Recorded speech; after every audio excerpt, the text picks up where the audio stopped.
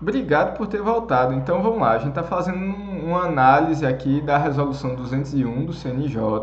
Tem muita coisa parecida com a 3P, que foi nosso tema da aula passada. Eu não estou aprofundando tanto, porque as duas aulas estão bem perto uma da outra. Vocês têm inclusive disponível aí para uma eventual revisão. Então vamos pegar daqui para frente. Ok, a resolução 201 do CNJ ela é aplicável e é exigível de todos os servidores, todos os órgãos, toda a estrutura do Poder Judiciário, inclusive não exigível, mas aplicável para até as partes que procuram o Poder Judiciário. A gente viu isso ali no artigo 16, por exemplo. Tem alguns conceitos muito importantes, eu peço que vocês voltem aí, abram a resolução, façam a leitura, como no artigo 3º, tem um foco aí também nos artigos 10 até o 20. O 16 a gente já fez alguma análise e a gente consegue fazer muitos paralelos com a 3P, o que a 3P nos recomenda. Além disso, pessoal, vamos lá, artigo 17. As contratações efetuadas pelo órgão ou conselho deverão observar 1. Critérios de sustentabilidade na aquisição de bens, tais como a rastreabilidade e a origem dos insumos de madeira. Então a gente sabe, infelizmente, que boa parte da madeira que ainda hoje a gente consome na nossa região, e muitas vezes a gente não tem tanta opção assim, elas são de desmatamentos ilícitos, muitas vezes do estado do Pará e do estado do Amazonas. Além do mais, isso aí quando a gente fala em linha, tábua para o telhado, mas quando a gente fala em lenha e carvão, a gente também ainda tem muita coisa tirada da nossa própria flora nativa. Então, se a gente for adquirir insumos madeireiros, saber se ele está saindo de um lugar sustentável, se aquela guia não é meramente uma guia esquentada para dar um ar de licitude a algo que de fato era ilícito. Então a gente precisa desse grau de rastreabilidade, que não é novidade no mundo, é um pouco de novidade aqui no Brasil. Em alguns países, e inclusive que consomem a nossa carne, você tem um código de barras, um QR Code, você passa com o aplicativo, você sabe que aquela carne veio de um boi que nasceu tal dia, em tal fazenda, que foi criado aqui, que foi para engorda em outro lugar, que se alimentou basicamente disso, outro, e até os remédios que esse boi tomou no correr de sua vida.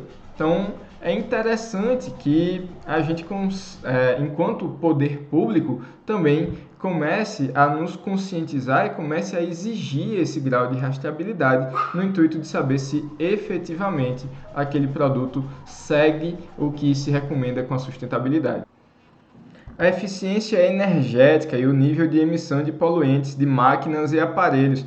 Pessoal, isso aqui no Brasil já existe há bastante tempo. Quando a gente vai adquirir algum produto eletroeletrônico, a gente vê aquela guia do Inmetro, né? Ele diz, ó, é A, B, C, D. Então a gente vai comprar uma geladeira, uma lavadora, um liquidificador.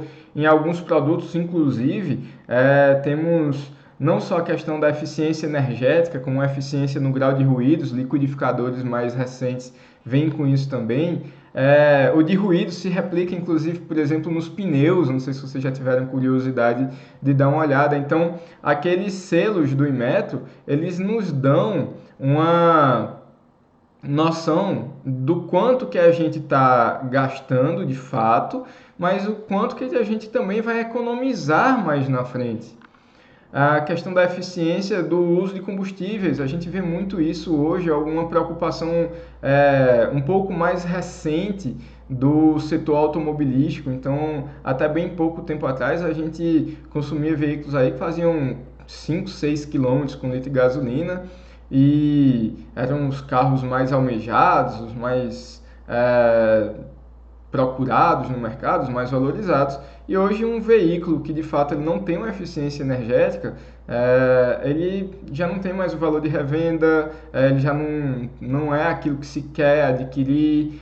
Muitas pessoas, não só pela questão da sustentabilidade, mas do bolso mesmo, no final do mês, olha, eu sei que eu tenho que rodar não sei quantos quilômetros por dia, eu preciso de um carro que deixe o dinheiro sobrar no final do mês e não que me tire o resto do dinheiro que eu tinha.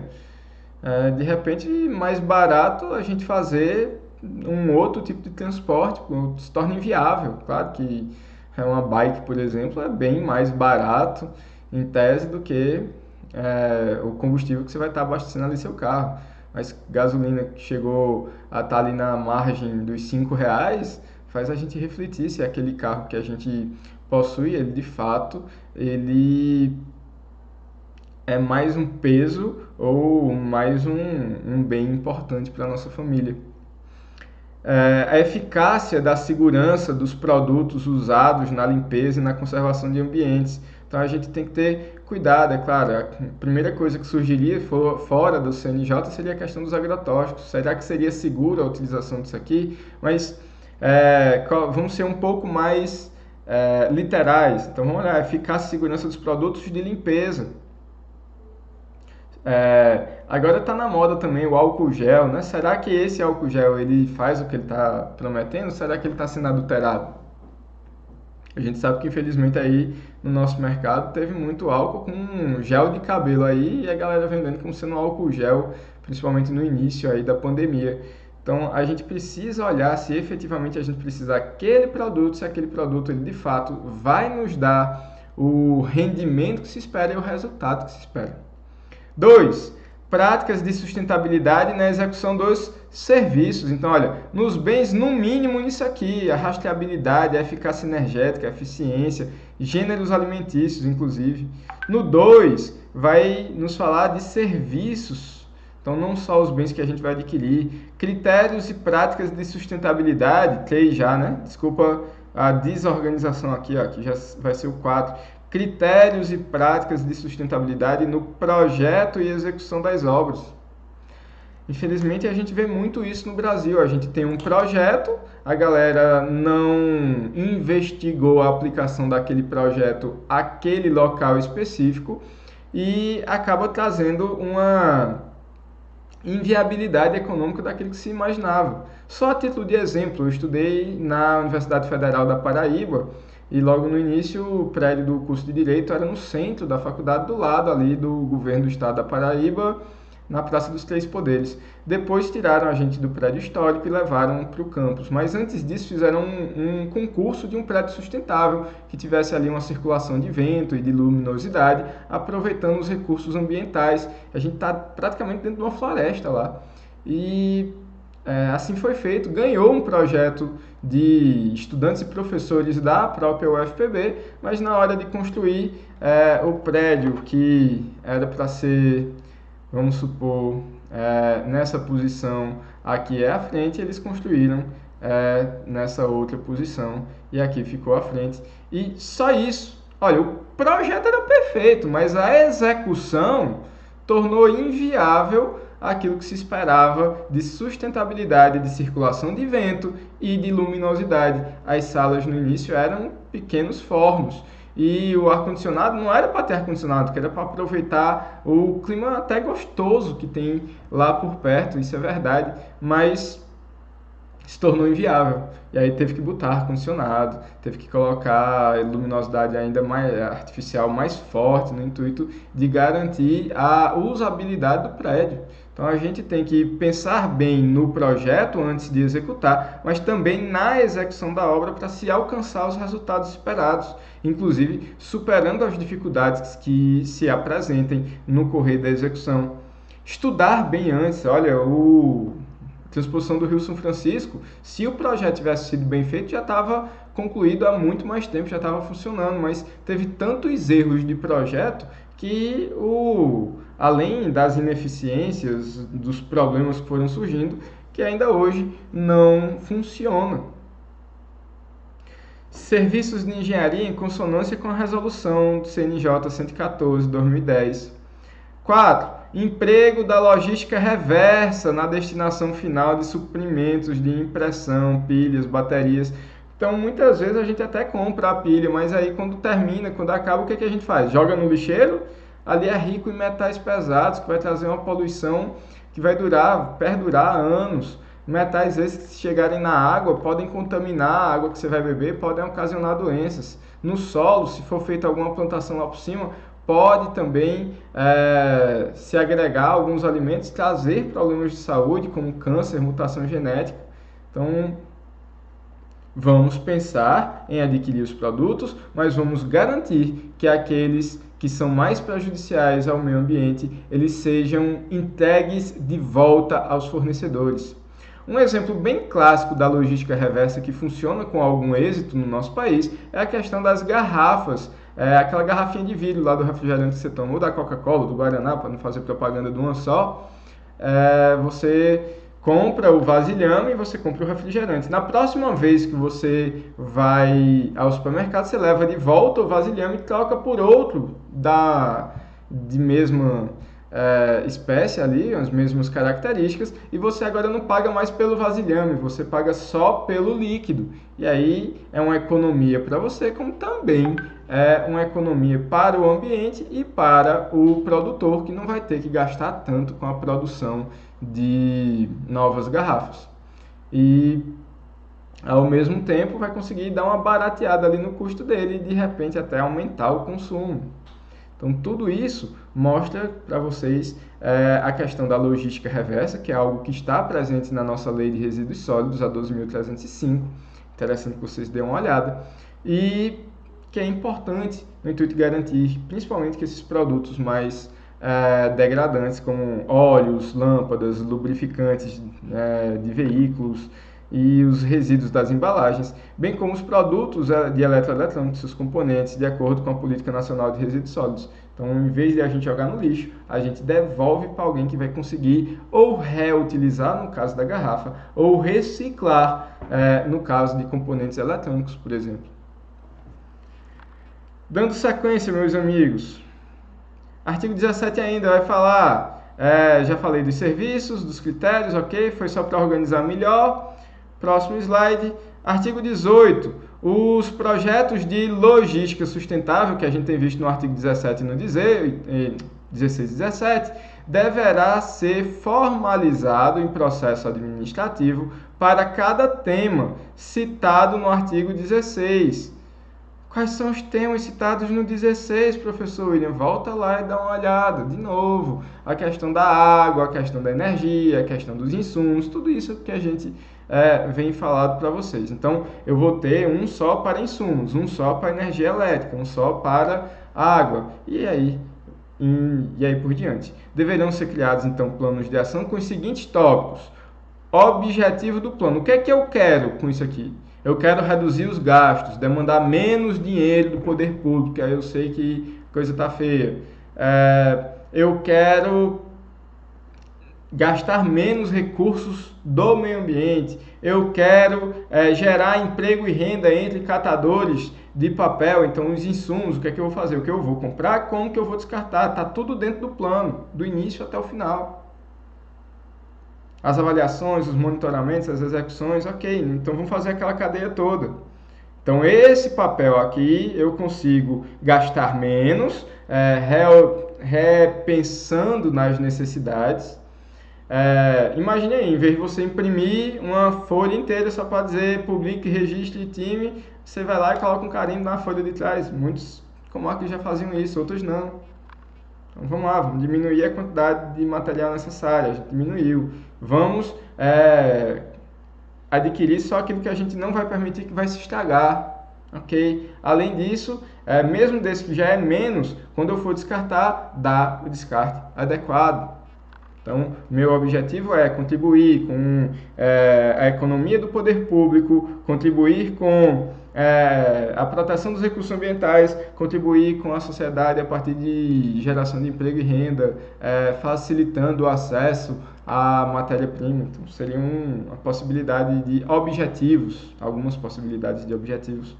Detalhamento da implementação das ações. Então, dizer, olha, a gente começa isso agora, tal data a gente vai fazer uma revisão do que foi feito, examinar, até tal data a gente quer implementar isso outro, Então, metas. Pelo amor de Deus, eu gosto de brincar lá, mas a gente brinca para não chorar, não pode ser aquele negócio. Vamos deixar a meta em aberto e quando a gente atingir a meta, a gente dobra a meta. Como é que a gente atinge um negócio em aberto? Como é que a gente sabe se a gente está indo no caminho positivo se a gente não tem critérios para avaliar? Então, vamos ter metas com planos, o que é que eu quero e quando eu quero. É claro que se eu não conseguir atingir tudo, não quer dizer que foi trabalho perdido, mas quer dizer, e isso é muito bom, nós temos oportunidades de melhoria, nós temos como melhorar ainda mais aquele processo, aquele procedimento. Então eu tenho que detalhar o que é que eu vou fazer e como eu vou fazer e quando eu vou fazer. Unidades e áreas envolvidas na implementação de cada ação. Então, eu tenho que dizer quem é o responsável, quem é que vai cobrar, quem é que vai exigir, quem dentro dessa vara, dessa outra, e mesmo entre essa vara, quem vai ficar responsável pelo papel, quem vai ficar responsável pela eletricidade. Então, de repente, aquele servidor que a gente sabe que é o primeiro que chega e o último que sai, ele fica responsável por ligar e desligar as lâmpadas. A gente sempre tem alguns exemplos, então tal liga, tal desliga, esse daqui vai ficar uma pessoa mais organizada, ele vai contabilizar a questão do papel, ele já faz a gestão mesmo dos insumos, é ele que nós temos que pedir uma nova resma quando a impressora fica sem papel. Ok, então essa pessoa vai fazer o controle, como é que tem sido gasto, se não está sendo desviado, se não está sendo gasto desnecessariamente. Metas a serem alcançadas faz parte desse detalhamento. Então, primeiro eu quero que 30% do papel seja reciclado, depois eu quero que até 40% até tal data, 50% até tal data, até chegar, sei lá, 100% muitas vezes é impossível, mas 90%. Ok, a gente vai dando um cronograma, o que é que eu quero para quando eu quero. O cronograma das metas, então, o que eu quero para quando eu quero, como adiantei para vocês. A previsão dos recursos financeiros, humanos, instrumentais. Então, ele vai dizer, olha, o poder público, sei lá, daqui do estado do Ceará vai receber esse ano 10 milhões de reais para insumo. Estou chutando, pessoal. Não sei se esse número é real, se é compatível com a realidade, sei lá.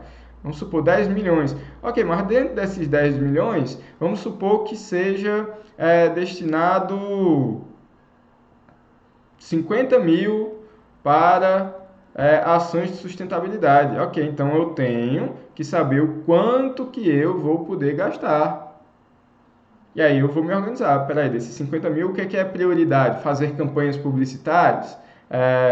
Imprimir algumas dicas, imprimir adesivos, desligue a luz, feche a torneira, ou eu vou comprar alguns lixeiros com a repartição de compartimentos para cada um dos tipos de resíduo. Então, a gente não tem dor de dinheiro, é igual o caso, né? A gente queria muito com o nosso salário viajar, trocar de carro, comprar uma casa nova, comprar a camisa do time que a gente torce, fazer as assinaturas todas aí de Netflix e da Amazon, isso, aquilo, outro, e ainda tem que sobrar um trocado para a gente comprar uma casa no campo.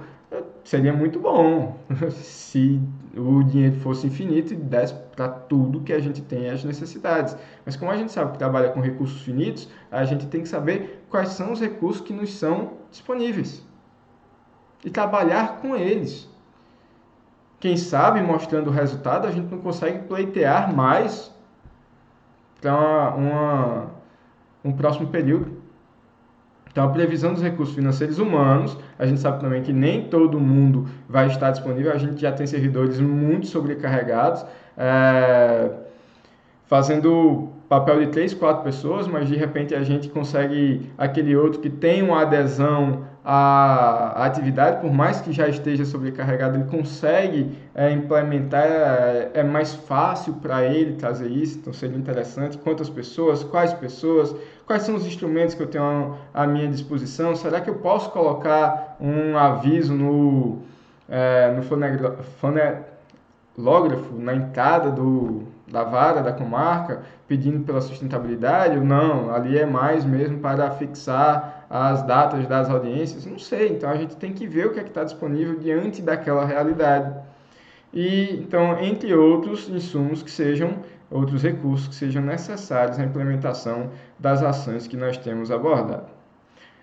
Para encerrar, meus amigos, eu peço que vocês ainda tenham um cuidado interessante com o anexo 1, que vai falar dos indicadores mínimos de avaliação do desempenho econômico-ambiental, e o anexo 2, que vai falar das sugestões de práticas de sustentabilidade, relacionando com consumo consciente e aquisição de materiais.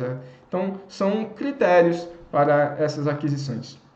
Meus amigos, a gente ainda vai planejar, eu vou conversar com vocês pelos WhatsApp, a gente vê se na próxima semana a gente faz uma revisão de conteúdo, se a gente segue com mais uma aula de conteúdo novo, mas desde já foi um prazer trabalhar com a sua turma, foi um prazer conhecer você nesse semestre, um pouco doloroso saber que a gente não vai se reencontrar tão breve assim, dentro da nossa disciplina, mas eu espero que a gente se reencontre aí no direito ambiental, no tópicos, onde Deus permitir, e, claro, na advocacia, no trabalho jurídico, que somos todos colegas, juristas, estudantes de direito. Ok? Grande prazer, até a próxima, se Deus quiser.